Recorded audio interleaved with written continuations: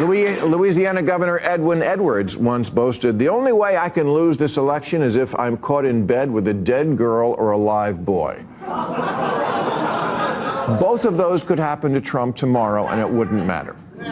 He's banged a porn star and attempted a coup. He steals from charities. If you're waiting for an October surprise to knock him out, dream on. There are better odds of another Joker music. The woke left are starting to absolutely break down and really cope very hard when it comes to this upcoming 2024 presidential election, Bill Maher being one of those people. In this clip here, Bill Maher absolutely loses his mind over the fact that he kind of sees the writing on the wall, knows that Kamala Harris is going to lose this next election to Donald Trump. I did a video either yesterday or a couple of days ago where Anna Kasparian and Cenk Uygur kind of came to the same conclusion, and they were trying to cope and seethe about the fact that Kamala Harris is going to lose this next election. Bill Maher is doing the same here live in front of his Real Time with Bill Maher audience. Let's get into this clip here from Bill Maher of him losing his mind over the fact that the Democrats and the woke left, it just looks like they're going to lose this next election unless there's some foul play involved, which we'll see. We'll see about that. But let's get into this clip here from Real Time with Bill Maher. Much simpler times, and quaintly, this was seen as a big scandal back then. Whereas today, Trump could drunk drive with a blood alcohol content of 1 million, doing 200 on a side street and kill a crosswalk of kindergartners and 2 ducks, and it wouldn't move the needle at all. Trump.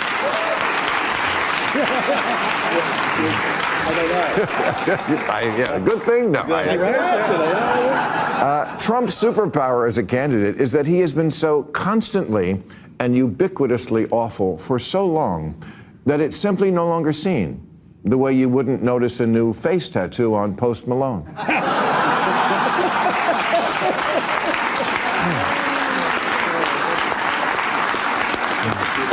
If you enjoy content like this, then make sure you leave a like and subscribe to the channel. It really does help me out a ton. Let's get back to the video. Louisiana Governor Edwin Edwards once boasted, "The only way I can lose this election is if I'm caught in bed with a dead girl or a live boy." Both of those could happen to Trump tomorrow, and it wouldn't matter. He's banged a porn star and attempted a coup. He steals from charities. If you're waiting for an October surprise to knock him out, dream on. There are better odds of another Joker musical.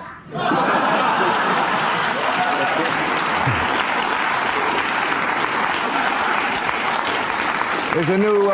what's funny is he's saying this because he's saying that Trump vote, basically he's saying that nothing could make the Trump voters not vote for Trump. But it's so ironic because it goes the other way as well. And I think it goes the other way. Not I think. I know it goes the other way. Even worse. 10 times, 100 times worse. Because you look at what happened under Trump, the state of the country under Trump, the state of the world under Trump. And then you look at that in comparison to the state of the world under Kamala Harris and Joe Biden.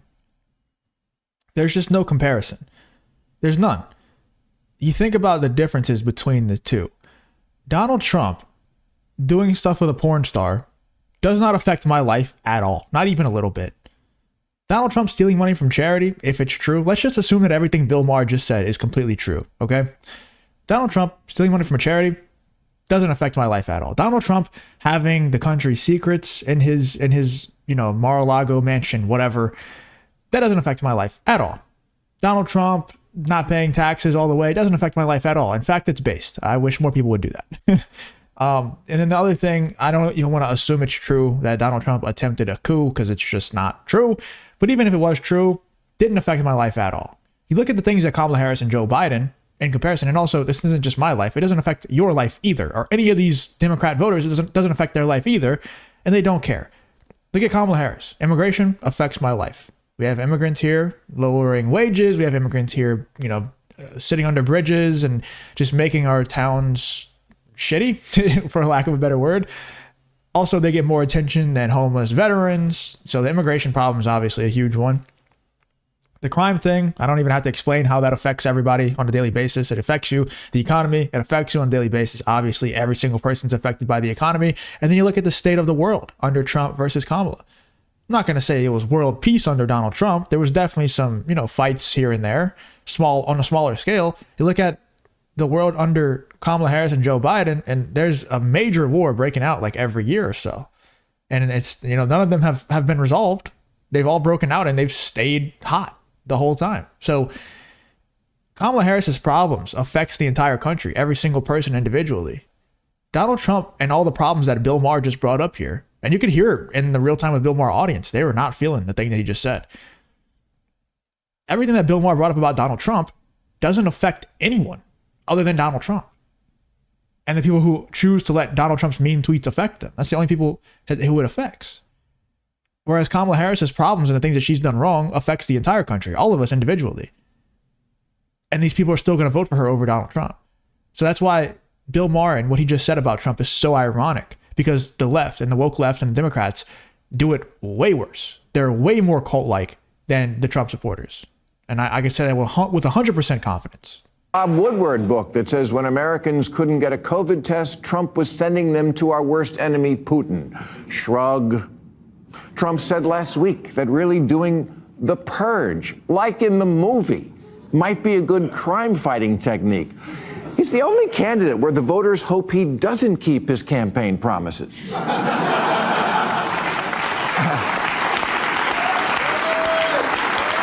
Again, just ironic. Look at these idiots. Holy. It's just so ironic because Donald Trump can joke about the purge being a good, possibly good crime fighting technique, which it probably would be a better crime fighting technique than the one that Kamala Harris and Joe Biden are using. And Bill Maher makes the joke of he's the only candidate that we want him to not keep his campaign promises. It's just so ironic because we don't even have a singular campaign promise from Kamala Harris. There is none. The only promise that she's made is that she's not Donald Trump. 5 trials in 1 year? Even if you're a fan, that's a lot of trials. But you simply cannot surprise the voter who's seen it all. With what? He's the third Menendez brother? If you enjoy content like this, then make sure you leave a like and subscribe to the channel. It really does help me out a ton. Let's get back to the video. There's already video of him jerking off 2 guys at once. Thank you. Thank you. Trump is invulnerable to an October surprise, but she is very vulnerable because she's the one who is still undefined. And as she showed in this week's Bret Baier interview, her go-to when attacked for her own actions is usually Trump is worse. Okay, we know that. But now undecided voters want to hear about you. They want someone to vote for. If you enjoy content like this, then make sure you leave a like and subscribe to the channel. It really does help me out a ton. Let's get back to the video. This election comes down to this. Trump has a coalition of voters made up of A, people who really do like him, and B, people who think with all of his flaws, he's still better than far-left insanity. And the voters' big doubt about Kamala is, are you part of far-left insanity? She 100% is. I think Bill Maher's definition of far-left insanity and mine are completely different. A very easy way to draw the line, in my opinion, if you are very passionate about killing babies, you're an insane far-left person. Kamala Harris and her entire voter base is very, very passionate about killing babies. Very passionate. I've never seen anything like it. You know, and there's so many other things, but that's such an easy line to draw. If you're passionate about abortion laws, there's something wrong with you in your brain. You know, if you're passionate about mainly not just abortion laws, people can be passionate about abortion laws and be against it. But I'm saying if you're passionate about there being less abortion laws and just being able to abort babies freely, there's something wrong with you in your brain. There's something extremely wrong with you. And that I would say constitutes far left insanity pretty easily. Kamala Harris talks about that all the time. She talks about the abortion law stuff all the time. She talks about how not what she's going to do. She talks about what Donald Trump is going to do and take away your right to abortion. Donald Trump has said over and over again, he's not doing that. He's already done what he wants to do with abortion. He has no interest in doing that. And then also they'll bring up the Project 2025 stuff and say, oh, Donald Trump and his evil Project 2025 plan. And Donald Trump has disavowed Project 25 over and over and over again. So to the point where it's ridiculous how many times he's disavowed it. Now he's like banned anyone from his campaign from saying the word Project 25. He's so scared of it.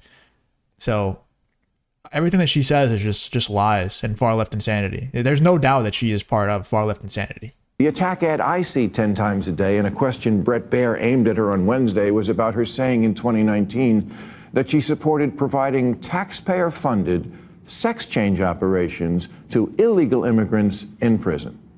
Something that's actually never happened. and has no real bearing on anybody's life. But it's a litmus test for voters out there who want to know of the Democrat, is there anything your fringe can suggest that will ever make you say, no, that's fucking ridiculous?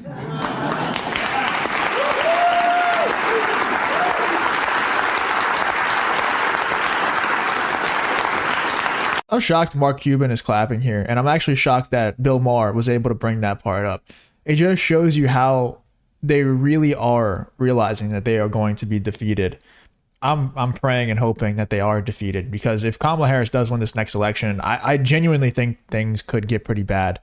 You know, I always say that no matter who wins, no matter who's the president, I'm going to win regardless. You know, in my personal life, I'm going to make sure that I win, you know, because that's just how you have to think about it. But if Kamala Harris does win the presidency, I don't think our society is going to collapse or anything like that. But I do think things could get really bad in terms of immigration, crime, and then also the state of the entire world and the conflicts happening around the entire world. It's going to get very bad. And it could get bad under Trump too. Who knows? It could get really bad under Trump. But I think there's a whole lot more chance, whole lot higher chance of things getting really bad under Kamala Harris. Let me know in the comments still, what do you think? Bill Maher and Mark Cuban and these guys very obviously worried about what's going to happen in this next election. I'm also worried. So I think both sides are very worried. Nobody really knows what's going to happen. Although all signs point towards Donald Trump winning, you know, all signs pointed towards Donald Trump winning in the last election too. So yeah, still very worried. Let me know in the comments though, what do you guys think about Bill Maher kind of accepting defeat in front of his audience here on Real Time with Bill Maher?